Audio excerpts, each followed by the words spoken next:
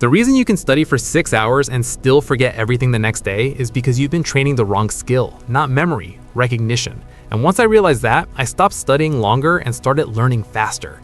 Right now, your study sessions probably look like this. You open your notes, read a page, and it feels familiar. You go, yeah, I know this. But then you close the book and suddenly you can't explain it. That gap, that's your real problem. You're not failing because you didn't study enough, you're failing because your brain is getting better at recognizing information, not producing it. And these are two completely different skills. Recognition is easy. The answer is right in front of you. Your brain just goes, yeah, that looks right. But in an exam, nothing is in front of you. You have to pull it out from scratch. And if you've never trained that, you blank. This is why you can read something 5 times, feel confident, and still forget it under pressure. So the real problem isn't you need to study harder, it's you've been practicing the wrong game. And the worst part, most study advice makes this worse because it tells you to reread, highlight, watch more lectures, go over the material again. All of that trains recognition. None of that trains memory. So you end up in this loop. More time, more familiarity, false confidence, poor recall. You feel productive, but your performance doesn't move. That's exactly where I was. I thought if I just outworked everyone, I'd get ahead. So I did. Longer hours, more notes, more effort. But I still remember this one moment. I closed my book before a test and tried to explain a topic I had studied for hours. I couldn't. Like nothing came out. That's when it clicked. I wasn't learning. I was just getting used to seeing the answers. And that realization changes everything.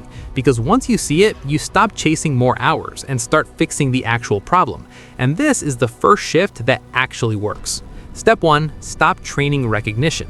Most of your study time right now is just you looking at information. But learning doesn't happen just because your eyes saw something. It happens when your brain has to reconstruct it. So here's the rule. If the answer is in front of you, you're not really learning it. Instead of reading your notes again, close them and force this question. What can I actually remember without looking? At first, it's going to feel terrible, slow, messy. You'll forget a lot. Good, that's the point. Because that struggle, that's your brain building memory. Think of it like this. Right now, you've been giving your brain the answers and calling it studying.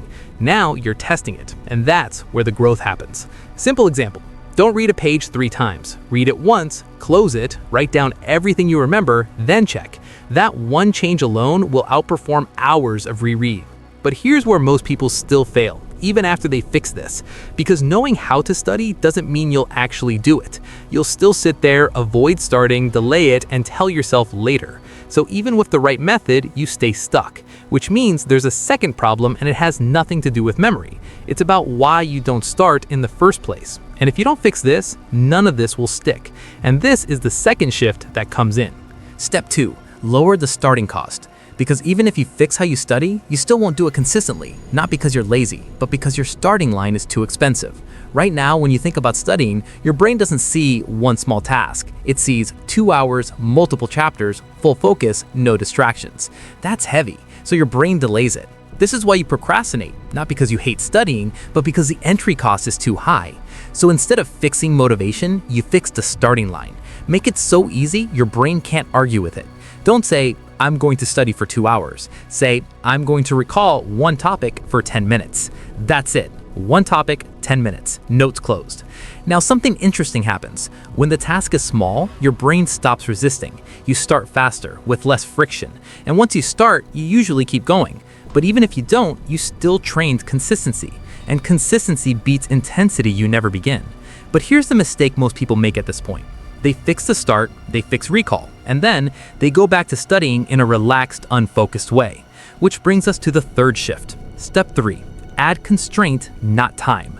Most students think more time equals better results, but time doesn't create focus, constraint does. If you give your brain unlimited time, it drifts. You reread, you check your phone, you slow down. But the moment there's a constraint, a deadline, everything sharpens. So instead of saying, I'll study this chapter today, you say, I have 20 minutes to recall everything I can about this topic. Now your brain switches modes, from passive to active, from drifting to focused, because it has to. This is what I mean by pressure, not stress, not panic, constraint. One task, limited time, full attention. That combination forces your brain to engage. So a session now looks like this. Pick one topic, set a timer, close your notes, write or say everything you remember. Then check what you missed. That's one cycle. Do that a few times, and you'll learn more in 40 minutes than most people do in 3 hours. Because now you're doing the one thing that actually builds memory: retrieval under constraint. And when you combine all 3 shifts, you stop training recognition, you lower the cost of starting, you add constraint to force focus. Now you have a system, not motivation, not discipline, a system. And systems are what actually change behavior. Because now studying doesn't feel heavy anymore. You're not sitting there for hours pretending to be productive. You're doing short, clear, focused work that actually moves you forward. And this is where everything flips. You stop needing motivation because the task is small. You stop procrastinating as much because starting is easy. And you stop wasting time because every session has a purpose. That's when you become dangerous. Not the student who studies the most, but the one who learns the fastest.